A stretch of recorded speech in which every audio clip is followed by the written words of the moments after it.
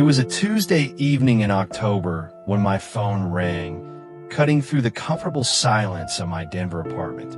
The caller ID showed Michael, my son, my pride and joy, the boy I'd raised alone after his mother passed when he was 12. Dad, his voice practically vibrated through the phone with excitement. I have incredible news. Sarah and I, we did it. We finally bought our dream house. I set down my coffee cup, a smile spreading across my face. Michael had been talking about buying a house for months. At 28, he was a high school history teacher in Phoenix, and Sarah, his wife of 3 years, worked as a loan officer at First National Bank. They were good kids, the kind who still called their parents regularly and remembered every birthday and holiday. That's wonderful, son. Tell me everything. It's perfect, Dad. 2 stories, 3 bedrooms, a real white picket fence. Sarah found it in this amazing neighborhood called Sunset Hills. Quiet streets, friendly neighbors, great schools nearby. We're moving in this weekend. The excitement in his voice was infectious. I'm so proud of you both. Your mother would be too. There was a brief pause, and when Michael spoke again, his tone was softer, more emotional. Dad, would you come visit? Soon? We want you to be the first person to see our new home. Sarah's already planning where to put the guest room furniture. My chest swelled with warmth. Of course I'll come. When? How about this weekend? Saturday? I know it's short notice, but we're both so excited to show you everything. Sarah's making her famous lasagna, and we thought we could spend the whole day together. Just like old times. I was already mentally packing. I'll leave Friday afternoon. Should be there by evening. Actually, Michael said, and something in his voice shifted slightly.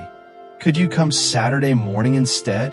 We have some last-minute moving stuff to finish Friday night. You know how it is. Of course. Saturday morning it is. Perfect. Dad, you're gonna love this place. I promise. It's everything we've ever dreamed of. After we hung up, I sat back in my chair, feeling a deep satisfaction. 43 years of single parenthood, of working double shifts at the factory, of sacrificing to make sure Michael had every opportunity one never had. And it was all paying off. He was happy, successful, married to a wonderful woman, and now a homeowner. But as I started planning the drive to Phoenix, a small detail nagged at me. Michael had given me the address, 1247 Maple Street, but when I'd asked for his new phone number in case of emergencies, he'd said they were still using their cell phones for everything. Haven't set up a landline yet, he'd explained. It was a small thing, probably nothing. But Michael had always been meticulous about details. He was the type of person who would have a landline connected before he moved the first box. I pushed the thought aside. I was just being an overprotective father. Friday afternoon, I loaded my old Honda Civic with a weekend bag and the tools Michael had mentioned needing: a power drill, some wrenches, the kind of things fathers bring when their sons buy their first house. The drive from Denver to Phoenix was familiar. I made it several times to visit Michael and Sarah in their apartment. But this time felt different. This time, I was driving to see their home, their achievement, their future.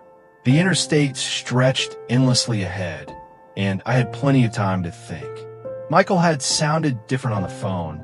Excited, yes, but there was something else. An undercurrent I couldn't quite identify. Nervousness, maybe? That would be normal. Buying your first house is a big step. As I drove through the Colorado mountains, then into the New Mexico desert, my mind wandered to memories of Michael growing up. He'd always been honest to a fault. In high school, he once drove 20 minutes back to a convenience store because the clerk had given him too much change, 47 cents. He'd said it wasn't right to keep money that wasn't his.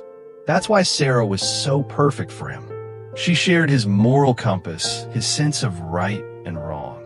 They'd met at a volunteer event for literacy programs, both of them spending their free time helping others learn to read. They were good people. Salt of the earth people. So why couldn't I shake this feeling that something was off? I stopped for gas in Flagstaff, Arizona, and decided to call Michael to let him know I was making good time. The call went straight to voicemail. I tried Sarah's number. Same thing. They were probably busy with last-minute moving preparations. Or maybe they were at dinner celebrating their new home. I left a cheerful message and got back on the road. By the time I reached the Phoenix city limits, the sun was setting, painting the desert sky in brilliant oranges and purples. I'd always loved Arizona's sunsets. They seemed bigger somehow, more dramatic than anywhere else. I found Sunset Hills easily enough. It was exactly as Michael had described, a quiet neighborhood with perfectly manicured lawns, mature trees lining the streets, and houses that looked like they belonged in a magazine. The American dream made real. 1247. Maple Street was at the end of a cul-de-sac, a beautiful two-story colonial with white siding and green shutters. There was indeed a white picket fence, and the lawn looked like something from a golf course. If I hadn't known better, I would have said it was the perfect house for a young couple starting their lives together. But as I pulled into the driveway, that nagging feeling returned, stronger now. The house was completely dark, not a single light on anywhere. No cars in the driveway or garage. No moving truck, no boxes on the porch. No signs of recent activity at all. I sat in my car for a moment, engine ticking as it cooled, staring at this perfect house that felt anything but welcoming. I checked my phone again. No missed calls, no text messages. Maybe they'd gone out to celebrate and lost track of time. Maybe they were staying in a hotel one more night before officially moving in. There were a dozen reasonable explanations.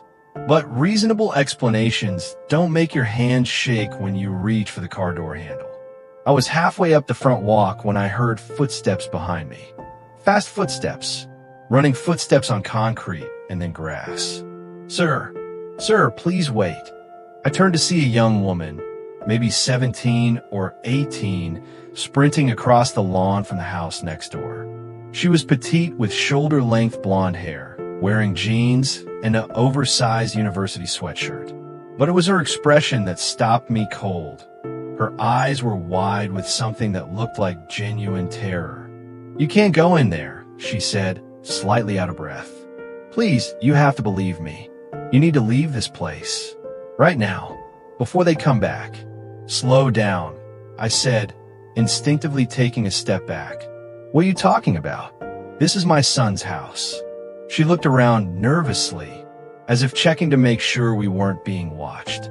The street was quiet, porch lights glowing softly, but there was something in her manner that made me feel like we were being observed from hidden places. "That's exactly what I'm trying to tell you," she said, her voice dropping to an urgent whisper. "Your son and that woman he's with, they're not who you think they are. They're not good people. They're—" She paused, struggling with the words. "They're dangerous people. Now, when a complete stranger tells you that your child, the child you raised, the child you know better than anyone in the world, is dangerous, your first instinct is to defend them, to get angry, to dismiss the person as crazy or confused. But something in this girl's voice, something in the way she kept glancing at the house like it might suddenly come alive and swallow us both, made me pause. "What's your name?" I asked. Emma Morrison. I live right there with my parents." She pointed to the house next door, which looked exactly like Michael's house. Same style, same perfect lawn, same magazine-quality appearance. "I've been watching this place for weeks, and I'm telling you, something very, very wrong is happening here." "What exactly have you seen, Emma?" She took a deep breath, her hands visibly trembling now. "It started about 3 months ago when they moved in. At first, everything seemed normal. Your son, at least the man you think is your son, would leave every morning at 7:30, come home around 4. The woman too. Regular schedules, nothing suspicious." She paused, looking around again. But then things started changing. People began coming to the house. Always at night. Always different people. Never the same person twice. They'd park 3 or 4 blocks away and walk here, staying in the shadows like they didn't want to be seen. My stomach was starting to develop a knot. Maybe they were having friends over? Emma shook her head vigorously. These weren't friends. I could tell by the way they acted. Nervous, secretive, always looking over their shoulders. And the conversations. She shuddered. I could hear them arguing sometimes, especially late at night when my parents were asleep. Loud voices. Your son's voice saying things like, "That's not what we agreed to," and "This has gone too far, and I won't be responsible for what happens." The knot in my stomach was growing tighter. Michael had always been even-tempered, diplomatic. He was a teacher. He knew how to communicate, how to resolve conflicts peacefully. This didn't sound like him at all. "Emma, are you certain it was the same voice? Maybe it was someone else, someone visiting." "I know his voice," she interrupted. "I've heard him talking to neighbors, talking on his phone in the yard. It was definitely him." And the woman, Sarah, I think her name is, she was usually crying during these arguments. Not sad crying, scared crying. A chill ran down my spine despite the warm Arizona evening. "What else did you see?" Emma bit her lip, clearly struggling with whether to tell me something. Finally, she seemed to make a decision. "Last Tuesday night, around midnight, I was in my room studying for a test when I heard voices outside. Not arguing this time, but urgent whispers. I looked out my window and saw your son and Sarah in their driveway. They were loading something into a white van I'd never seen before." She paused, and when she continued, her voice was barely audible. "They were carrying bags. Heavy bags. Really heavy. It took both of them to carry each one. And they were being so careful, so quiet. Like they didn't want to wake anyone up. Or like they didn't want anyone to see what they were doing." "How many bags?" I asked, though I wasn't sure I wanted to know the answer. 6, maybe 7. All about the same size, all equally heavy. And when they were done loading them, your son looked around the neighborhood for a long time, like he was checking to make sure no one was watching. But he didn't see me because I'd turned off my lights." Emma wrapped her arms around herself, despite the warmth of the evening. "Mr. Chun, Robert Chun, Mr. Chun, after they drove away with those bags, they didn't come back for 3 days. The house was completely empty, and when they finally returned, they looked different.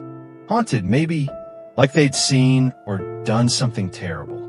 "Emma," I said slowly, "where do you think they went tonight?" "My son told me he and Sarah would be here when I arrived."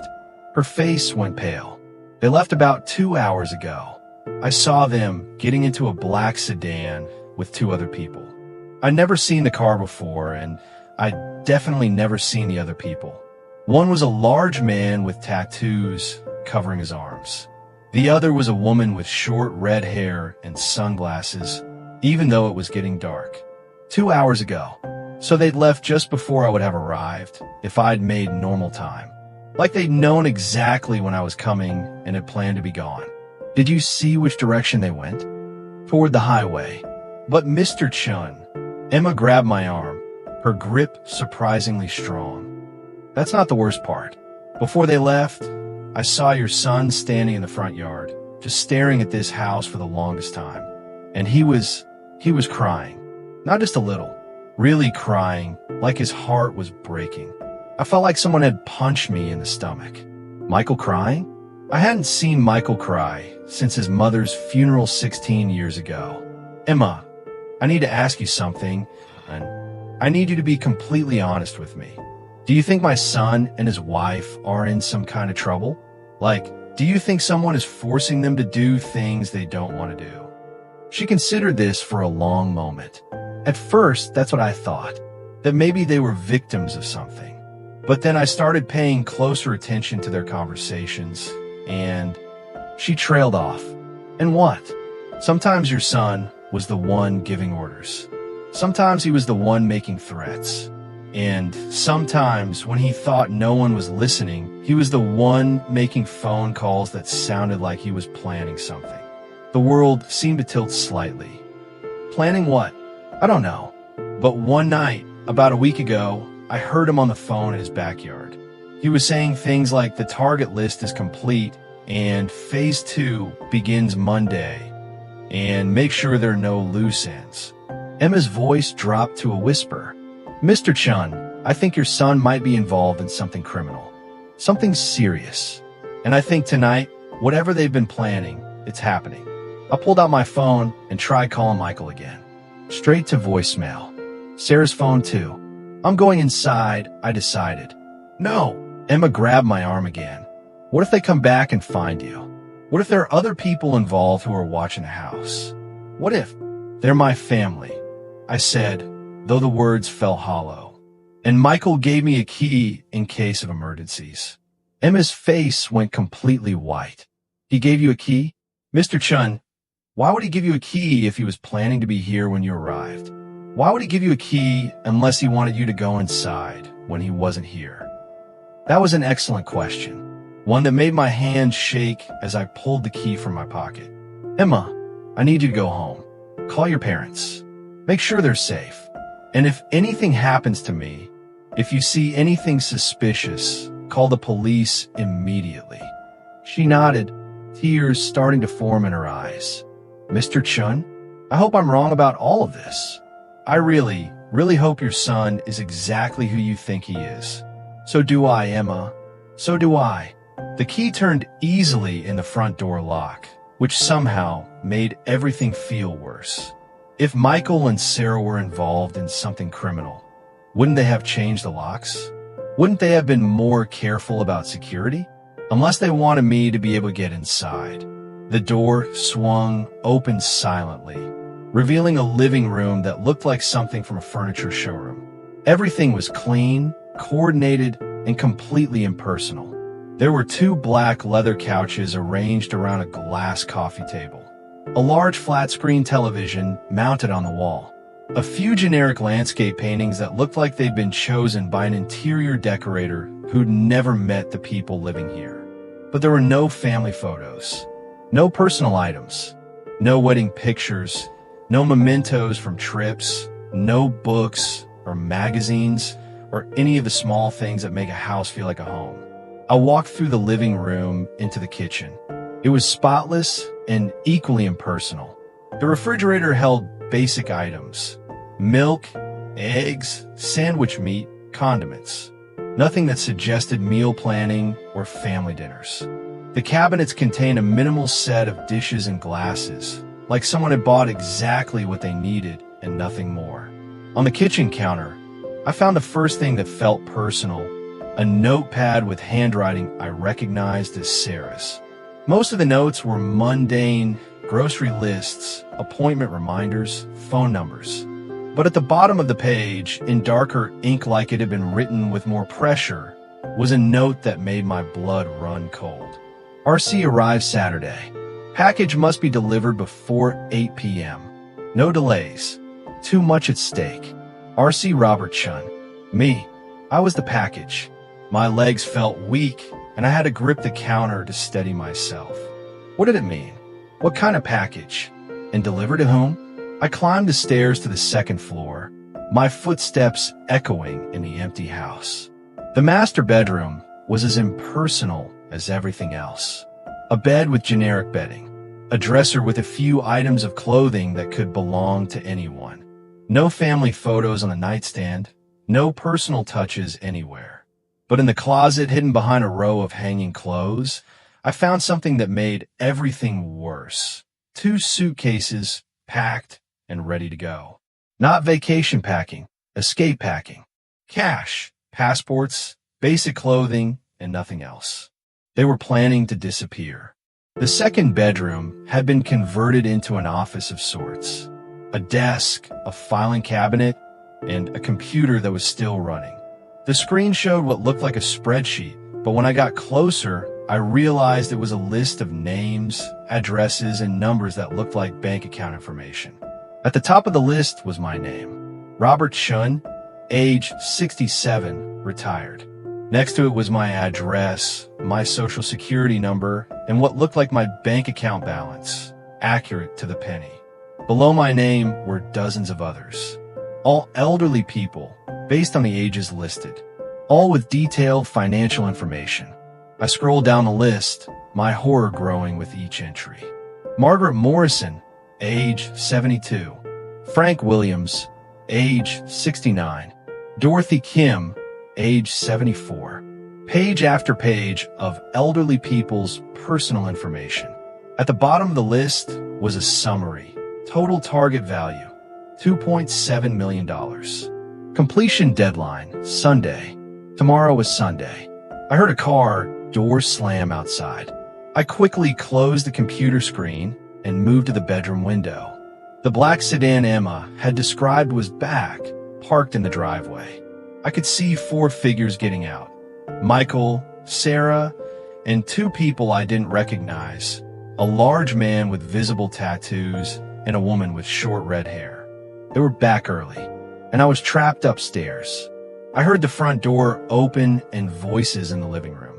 Michael's voice, but speaking in a tone I'd never heard before, cold, businesslike, authoritative. The old man's car is here. He's early. Find him, came Sarah's voice, equally cold. We can't have him wandering around asking questions. Not when we're this close to finishing. Boss said no witnesses, the unfamiliar male voice added. You know what that means. My heart was pounding so hard I was sure they could hear it downstairs. I needed to get out of the house, but the only way down was the main staircase, which would take me right past them. That's when I remembered most houses like this had basement access from the garage. If I could get to the basement, maybe I could escape through a basement window or back door. Moving as quietly as possible, I made my way to what I hoped was a basement door. I found it in the hallway, a door that opened to stairs leading down into darkness. I descended carefully, using my phone's flashlight to see. The basement was finished with carpet and drywall, but it felt different from the rest of the house. More lived in, more real, and then I saw why. The basement was clearly the real center of operations. Multiple computers were running on a long table against one wall, their screens glowing in the darkness. Surveillance equipment was stacked on shelves. Filing cabinets lined another wall. And covering a third wall was something that made me physically sick. A large corkboard with photographs and detailed information about dozens of elderly people. My photo was in the center, with red string connecting it to bank documents, daily routine observations, and notes about my behavioral patterns and vulnerabilities. I was looking at the planning center for a massive fraud operation targeting elderly victims. And my son was apparently running it. But as I moved closer to examine the files, I noticed something odd. Many of the documents had multiple sets of handwriting. Sarah's neat script, yes, but also other handwriting I didn't recognize. And some of the notes seemed to contradict each other.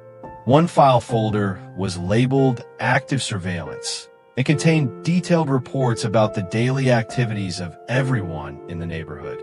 But these weren't the kind of notes criminals would make. They were the kind of detailed observations law enforcement would make. I opened another folder labeled Evidence Log and found photographs of people I didn't recognize engaged in various activities. Cash exchanges, meetings in parking lots, document handovers. At the bottom of each photo was a date, time, and location stamp, along with notes like Subject A delivering forged documents to Subject C and payment exchange for Social Security scam confirmed. This wasn't a criminal operation. This was surveillance of a criminal operation. I heard footsteps on the basement stairs. Chapter 7. The Confrontation and Impossible Truth. Dad, Michael's voice came from the top of the basement stairs. Not cold and businesslike now. Worried. Scared even. Dad, I know you're down there. We need to talk. I stood frozen in the middle of the basement, surrounded by evidence of something I was only beginning to understand. Michael, I called back. I think you'd better explain what's going on here. He came down the stairs slowly, followed by Sarah. Both of them looked exhausted, stressed, and older than I remembered. Behind them came the two strangers, but now I could see they were wearing FBI jackets. "Dad," Michael said, and his voice broke slightly. "I'm so sorry you had to find out this way. We never wanted you to be involved. We never wanted you to be in danger." Danger? I looked around the basement at all the surveillance equipment and criminal evidence. "Michael, what is all this? What are you involved in?" Well, the FBI agents stepped forward. "Mr. Chun, my name is Agent Martinez. Your son and daughter-in-law have been working undercover with the FBI for the past 8 months." The basement seemed to spin around me. Undercover. Sarah stepped forward, tears streaming down her face. "Dad, Mr. Chun, we're so sorry. We wanted to tell you, but we couldn't risk compromising the operation. Too many lives were at stake." "What operation?" I demanded. Agent Martinez gestured to the corkboard covered with photos and documents. "We've been investigating the largest elder fraud ring in Arizona history. Over the past 2 years, this organization has stolen more than $4 million from elderly victims across the southwestern United States." Michael ran his hand through his hair, a gesture I recognized from his childhood when he was nervous or upset. "Dad, they recruited me because I'm a teacher. I have access to information about families, about elderly grandparents. They thought I'd be perfect for their operation." His voice was filled with disgust. "They wanted me to identify targets and gain their trust. But instead of helping them," Sarah added, "Michael contacted the FBI. We've been gathering evidence ever since." I looked around the basement again, seeing it with new eyes. All of this surveillance equipment is FBI property, Agent Martinez confirmed. "We've been monitoring the criminal network, building cases against dozens of participants." "But the list upstairs," I said. "My name was on it. My bank information." Michael's face crumpled. "Dad, you were supposed to be their next target. They've been watching you for months, planning to use me to gain access to your finances. When they told me to invite you here this weekend, I knew it was time to end the operation." Sarah wiped her eyes. "The reason we asked you to come wasn't to visit our new house. It was to get you somewhere safe while we completed the arrests." "Arrests?" The second FBI agent spoke for the first time. "As of tonight, we've arrested 17 members of this fraud ring. The operation is over." I sank into a chair, overwhelmed. "So you're really FBI agents?" "No," Michael said quickly. "We're really just Michael and Sarah, teacher and bank employee, but we've been working with the FBI as civilian consultants. The people Emma saw coming to the house, other agents, informants, and sometimes the criminals themselves," Agent Martinez explained. "We had to make the criminal network believe Michael and Sarah were fully committed to their operation. The arguments Emma heard were real," Sarah admitted. "There were times when the criminals wanted us to do things we couldn't do, even for the sake of the investigation. Times when we had to find ways to delay or redirect their plans without blowing our cover." Michael looked at me with an expression I remembered from his childhood. The look he'd get when he'd done something he was proud of but wasn't sure if I'd approve. "Dad, I know this is a lot to process, but we couldn't let these people keep stealing from elderly victims. Some of their targets lost their entire life savings. Grandparents who couldn't afford medication, who lost their homes, who had to move in with family because they had nothing left." I thought about the list of names I'd seen upstairs. Margaret Morrison, that was Emma's grandmother's name. Frank Williams, Dorothy Kim. Real people who had been targeted by criminals. "Emma," I said suddenly. "The girl next door?" She was trying to warn me. Sarah and Michael exchanged glances. "Emma's been incredibly brave," Sarah said. "She had no idea what was really happening, but she knew something was wrong. Her warnings may have actually saved lives by making the criminals more cautious, which gave us more time to gather evidence. Agent Martinez checked his watch. Speaking of Emma, we need to reunite her with her real parents. The people she's been living with were undercover agents assigned to protect her family while we completed the investigation. Her parents are safe, very safe. They've been in protective custody for 6 months. Emma's been staying with agents posing as her parents to keep her safe and maintain the appearance of a normal neighborhood.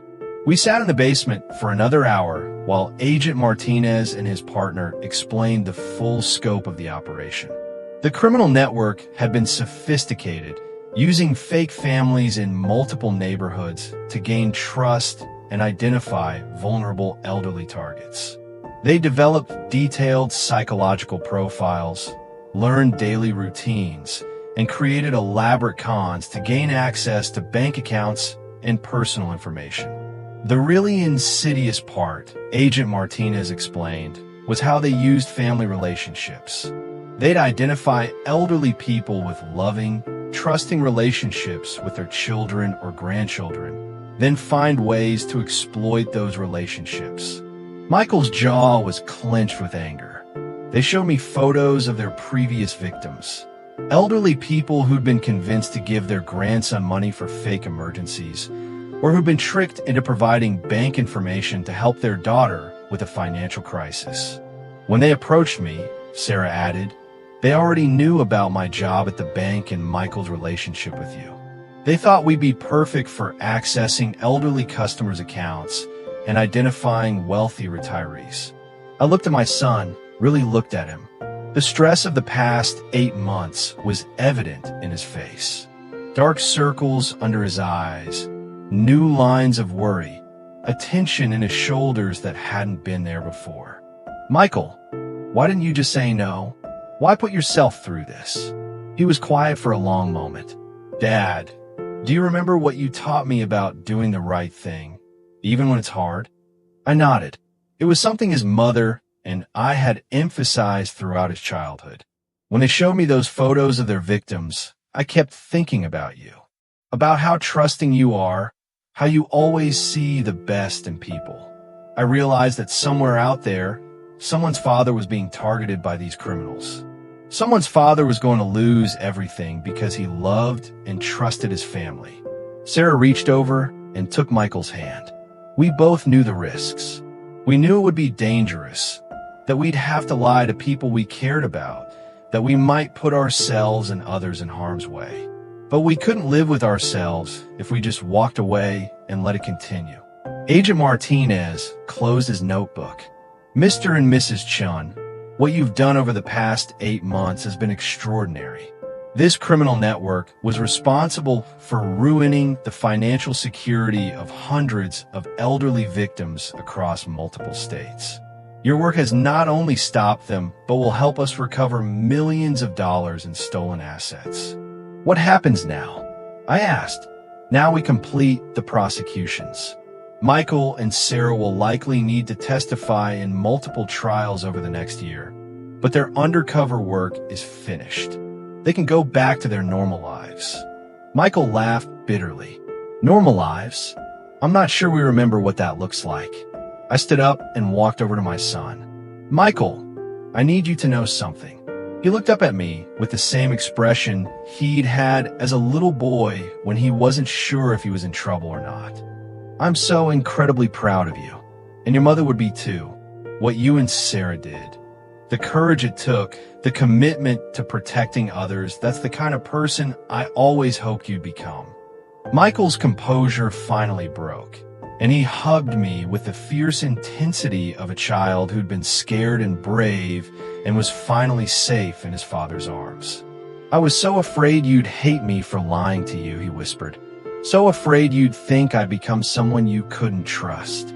Son, I said, you didn't lie to me. You protected me. There's a difference. An hour later, we were standing in Emma's front yard watching one of the most emotional reunions I'd ever witnessed.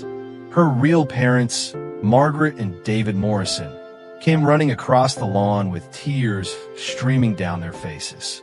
Emma collapsed into their arms, sobbing with relief and joy. The agents who had been posing as her parents for 6 months stood nearby, looking exhausted but satisfied. One of them, a woman in her 50s who looked like she could actually be Emma's mother, wiped her own eyes as she watched the reunion. "That was the hardest assignment I've ever had," she told Agent Martinez. "Caring for someone else's child, knowing she was confused and scared, but not being able to tell her the truth." Emma's father, David, came over to thank Michael and Sarah. "Agent Martinez told us what you did," he said, shaking their hands. "Our daughter said you seemed like good people, but she was worried about you. If she only knew you were the ones keeping her safe." Emma herself walked over, looking stunned but happy. "So you really are good people," she said to Michael and Sarah. "I kept hoping I was wrong about you being criminals, but I never imagined you were the ones catching the criminals." Michael smiled, the first genuinely relaxed smile I'd seen from him in months. "Emma, you may have saved more lives than you know. Your warnings made the criminals paranoid and caused them to make mistakes. You were like an unofficial member of the team." Speaking of the team, Agent Martinez said, "There's something else you all need to know." We turned to look at him. The criminal network was larger than we initially realized. This neighborhood was just one of several operations running simultaneously. But because of the evidence gathered here, we were able to identify and arrest participants in 4 other states. In total, we've shut down operations that were targeting over 300 elderly victims. Sarah gasped. 300 people? 300 people who will keep their life savings because of what you did, Agent Martinez confirmed. Emma's mother, Margaret, came over to me. "Mr. Chun, Emma told me about your conversation tonight. I want you to know that your son and his wife are heroes. Real heroes." I looked around at all these people, Michael and Sarah, exhausted from months of dangerous undercover work. Emma, who had shown incredible intuition and courage despite not understanding the full situation. Her parents, who had endured months of separation to protect their family. Even the agents who had dedicated months of their lives to this operation. "You know," I said, "when I got Michael's phone call about buying a house, I thought I was coming to see the American dream. A young couple, their first home, building their future." I paused, looking at Michael and Sarah. But I was wrong. I wasn't coming to see the American dream. I was coming to see something better. I was coming to see what happens when good people decide to fight for what's right, even when it's dangerous and difficult and requires tremendous sacrifice. 6 months later, I'm writing this story 6 months after that terrifying and ultimately wonderful weekend in Phoenix. A lot has happened since then. The trials are ongoing, but already dozens of criminals have been convicted and millions of dollars have been recovered for elderly victims. Michael and Sarah testified in the first major trial last month, and the lead defendants were sentenced to 15 years in federal prison. Michael is back to teaching high school history, but he's added a unit on consumer fraud and elder protection to his curriculum. Sarah has been promoted at the bank and now heads their fraud prevention department. They've moved out of the house on Maple Street, too many memories of those difficult months, and bought a real home across town. This one is filled with family photos and personal touches and all the warmth that was missing from their undercover residence. Emma Morrison is studying criminal justice at Arizona State University. She wants to join the FBI when she graduates. Agent Martinez has offered to write her a recommendation letter. And me? I've become something of a local celebrity in Denver's senior community. I give talks at senior centers about recognizing and avoiding fraud schemes. I tell them about the warning signs, about staying vigilant, about the importance of verifying any unusual financial requests, even when they seem to come from family members. But mostly, I tell them about my son and daughter-in-law, who risked everything to protect people they'd never met. I tell them that there are still good people in the world, people willing to sacrifice their own safety and peace of mind to protect others. The house on Maple Street has been sold.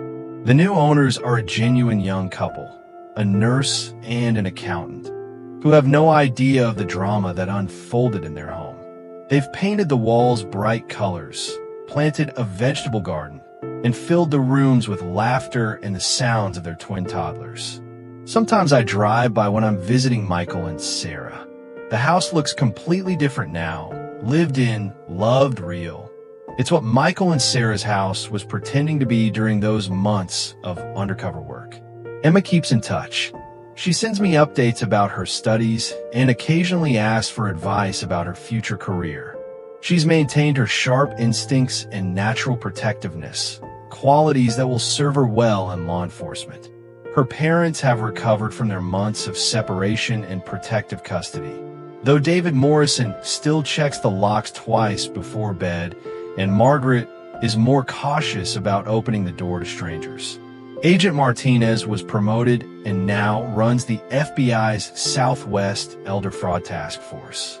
He calls Michael and Sarah occasionally for consultation on new cases, but they made it clear they're retired from undercover work.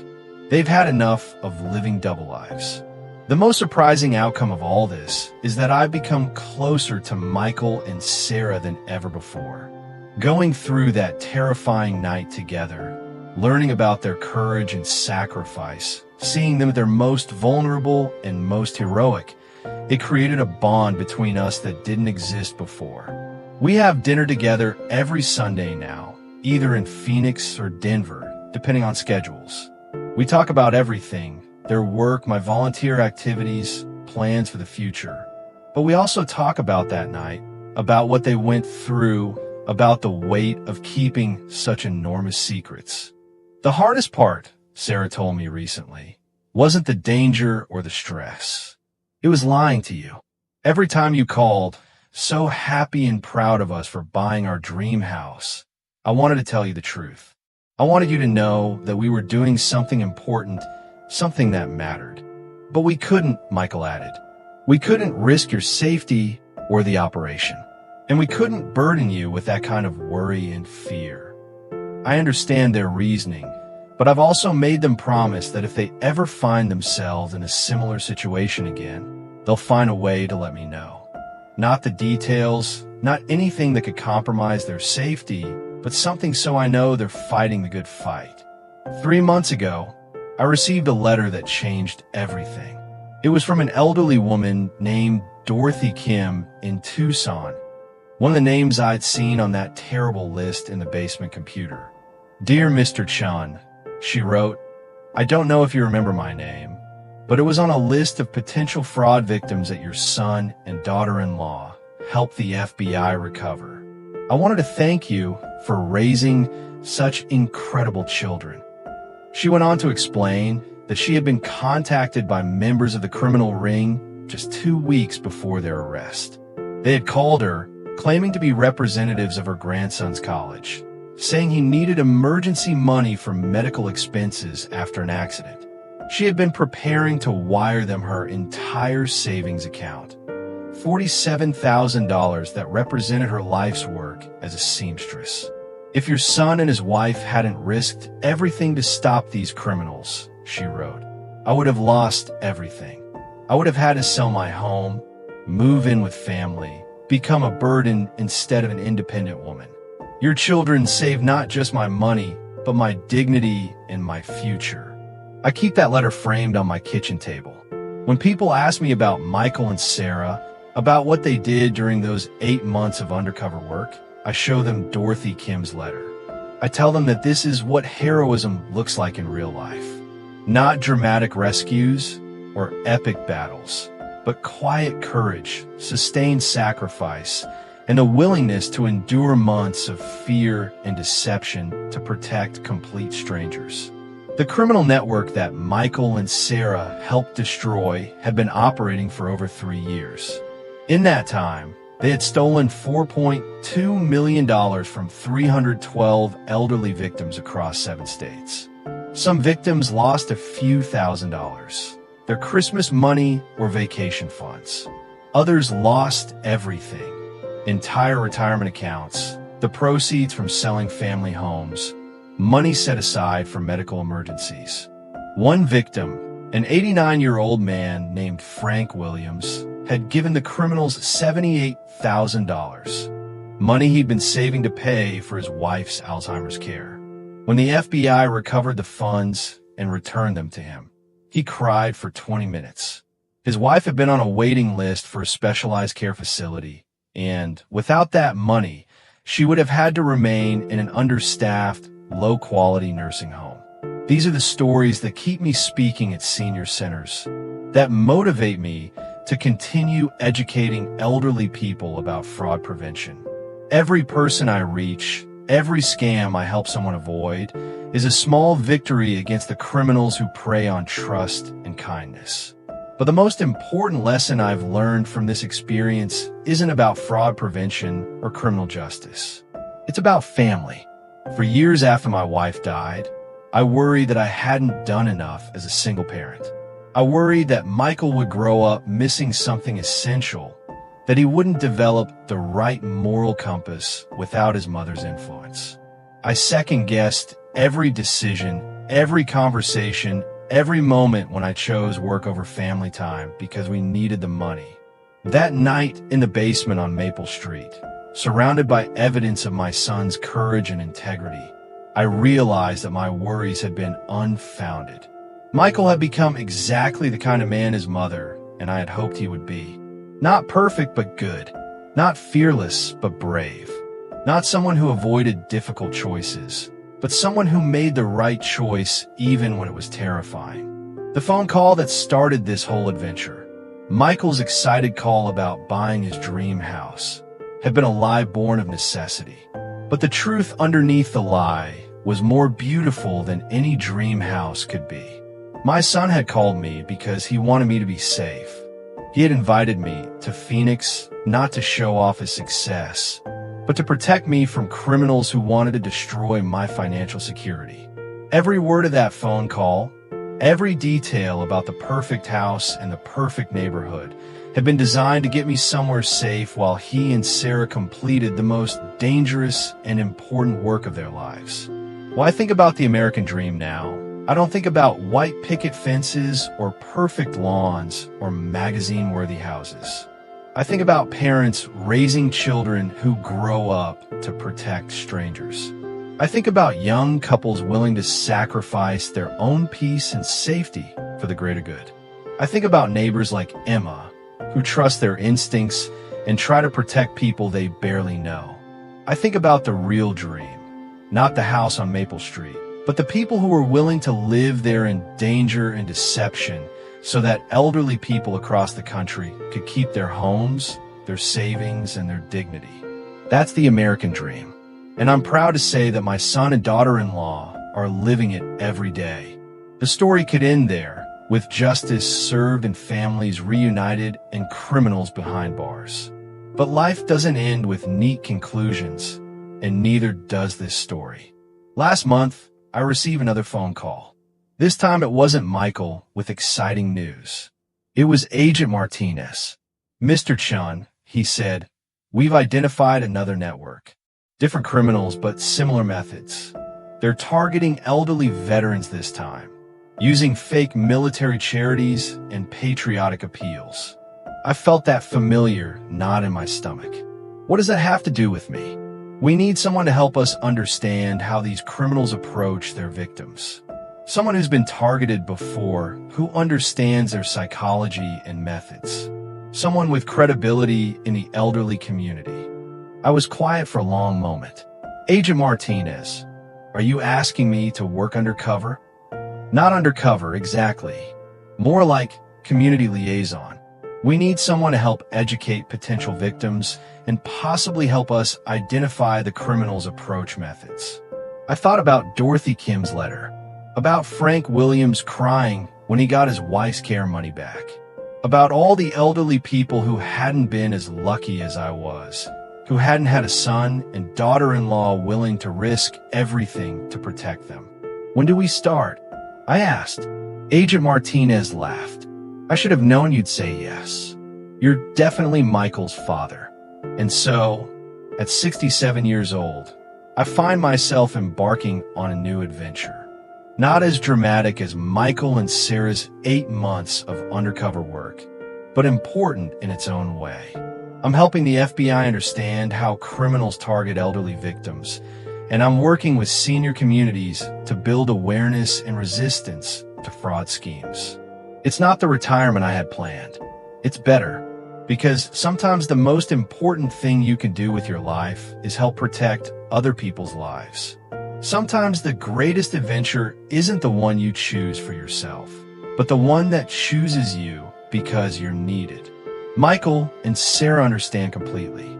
They've offered to help in any way they can, sharing their knowledge and experience. Emma, now in her second year of criminal justice studies, has volunteered to help with research and analysis.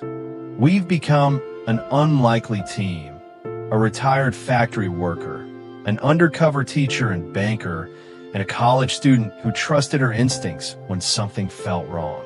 United by one terrifying night and a shared commitment to protecting people who deserve to feel safe in their own homes.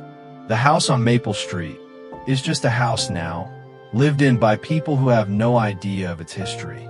But the bonds formed in that basement, surrounded by evidence of both human cruelty and human courage, will last the rest of our lives. And somewhere out, there are elderly people who will never know our names, who will never know how close they came to losing everything, who will sleep safely in their homes because a few people decided that protecting strangers was worth any personal cost. That's the real story, not about fraud or betrayal or even justice. It's a story about love, the kind of love that makes a son risk his life to protect his father, the kind of love that makes parents sacrifice their own safety to protect other people's parents. The kind of love that makes neighbors warn strangers about danger, even when they don't fully understand what they're warning them about. The kind of love that makes ordinary people do extraordinary things simply because it's the right thing to do. And in the end, that's the only story worth telling.